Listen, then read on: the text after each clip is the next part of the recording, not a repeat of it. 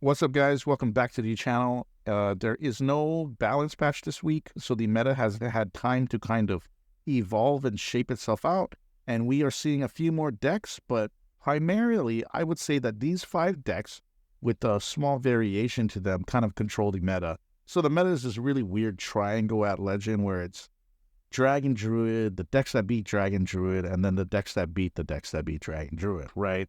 And then while you have that, you also have some skill testing decks like kind of thrown into there, just like very lightly. Like I would say Miracle Rogue would be one of them, or any of the Rogue combo decks, Highlander, Priest. But these decks don't see as much play. These 5 decks that I have listed are the most popular. So we'll talk briefly about each deck. I want to keep the video very short.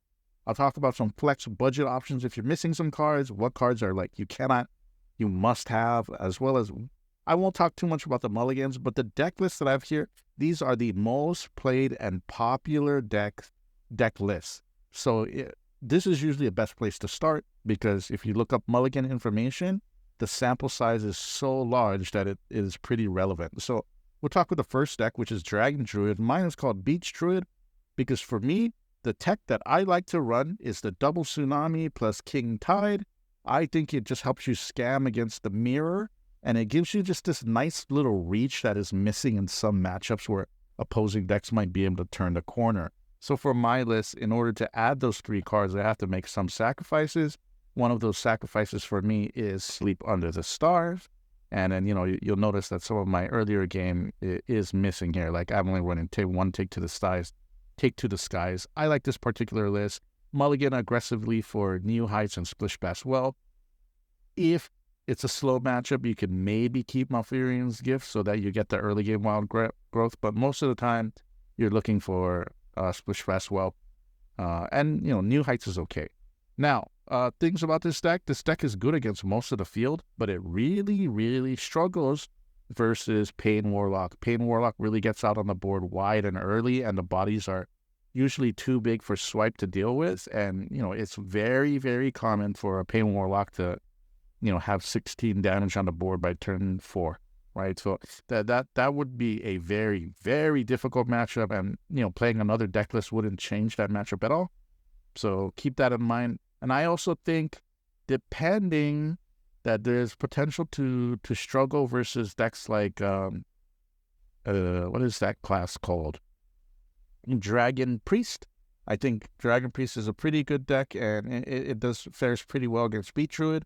But if you're able to get the ramp, you're able to cheat out something big like on turn 5 or 6, you're going to do pretty well, okay?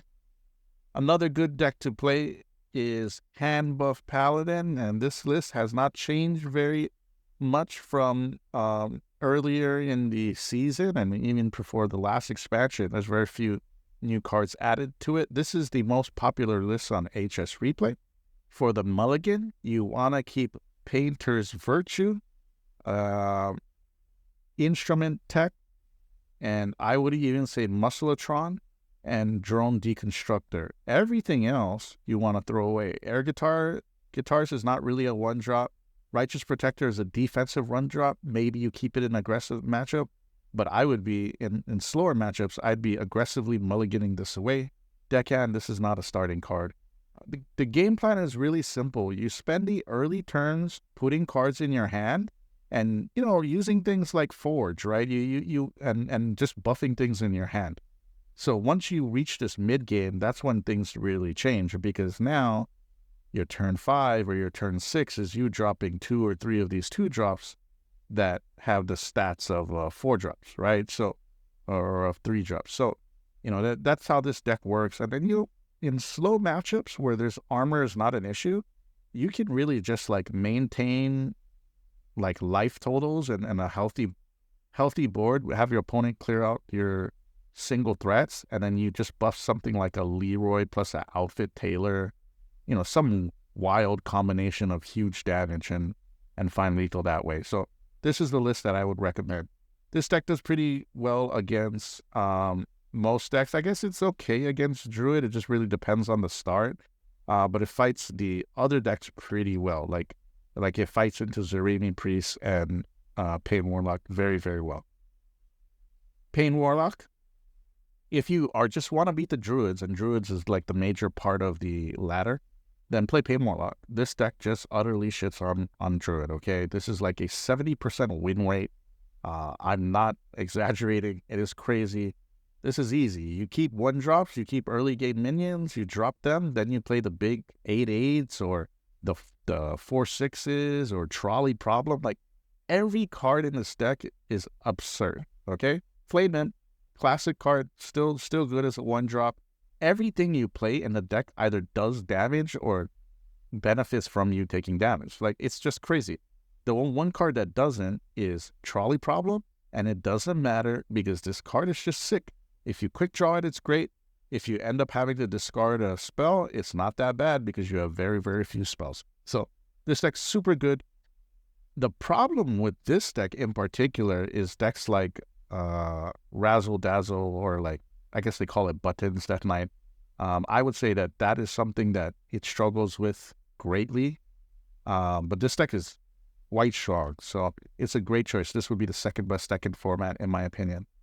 Zarimi Piece. This deck also murders Druid, which is great. So if you're looking for another deck that beats Druid, this is it. This also beats Razzle-Dazzle Death Knight, in my opinion, or whatever the Buttons Death Knight is called. And I think this does pretty well. It's okay against Paladin. So this plays pretty well against the field. However, it is absolutely horrid against Warlock. So Pain Warlock does very, very well against this deck just because the minions are larger and it's so aggressive and it just pours onto the board too early. Like, this deck really wants to like have the opponent being reactive so that it can get to a turn 6 or a turn 7 where it can play a number of Thirsty Drifters and Recursion, and you know, that's how this deck kind of wins, right? But Pain Warlock does not give you that time. The Pain Warlock just has a quicker clock. So, you know, but it is a good deck. This is the most popular deck on HS Replay for the archetype. Lastly, and I'm going to recommend this. This is, okay, now this is the worst, quote-unquote, worst of all the deck archetypes that I have showcased. This is going to be the 5th best deck. This deck struggles against Druid. I think Druid has a 60% win rate versus this deck.